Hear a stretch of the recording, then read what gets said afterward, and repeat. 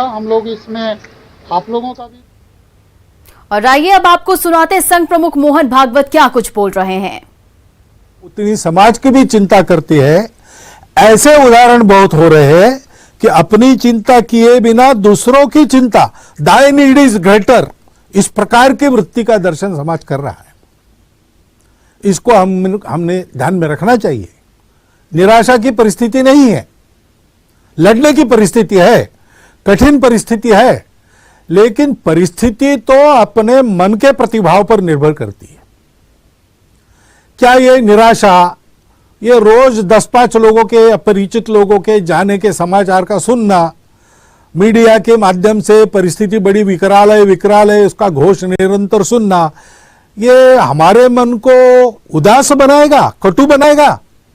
ऐसा नहीं होता। ऐसा होने से विनाश ही होता है। ऐसा अभी तक हुआ नहीं है मानवता के इतिहास में, इसलिए ऐसी सब प्रकार की बाधाओं को लांघकर मानवता आगे बढ़ी है, अब भी बढ़ेगी। संघ के संस्थापक डॉक्टर हेडगेवार, उनकी किशोरावस्था में उनके माता पिता दोनों, ऐसी ही महामारी चल रही थी नागपुर में प्लेग की, उसमें स्वयं की चिंता किए बिना समाज के लिए काम करते थे। उस समय तो दवाइयां भी नहीं थी।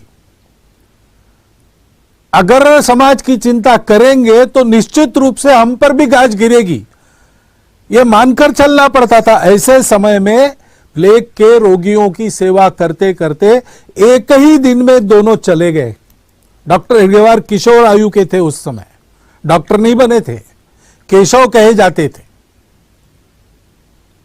उस संवेदनक्षम आयु में उनके मन पर परिणाम क्या हुआ? क्या उनका जीवन आगे कटुता से भर गया, क्रोध से भर गया, निराश हो गए? ऐसा नहीं हुआ। इस वियोग के, दुख के विष को पचाकर उन्होंने उसमें से संपूर्ण समाज के प्रति निरपेक्ष आत्मीयता का स्वभाव बनाया।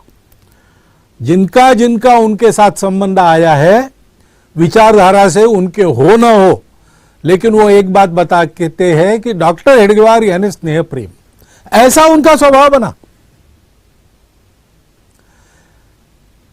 जब विपत्ति आती है तो हमारी प्रवृत्ति क्या होती है?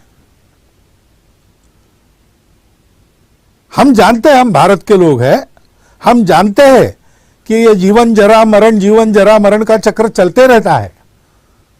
मनुष्य एक न एक दिन जैसे पुराने कपड़े, मैले कपड़े छोड़कर नए कपड़े बदलता है, वैसे पुराना शरीर निरुपयोगी हो गया, उसको छोड़ देता है, दूसरे जन्म में आगे बढ़ने के लिए नया शरीर धारण करके आता है। ये जानने वाले हम लोग हैं। हमको ये बातें डरा नहीं सकती, निष्क्रिय निराश नहीं बना सकती।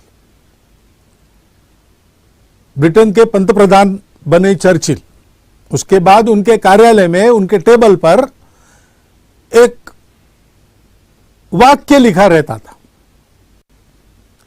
वो वाक्य क्या था?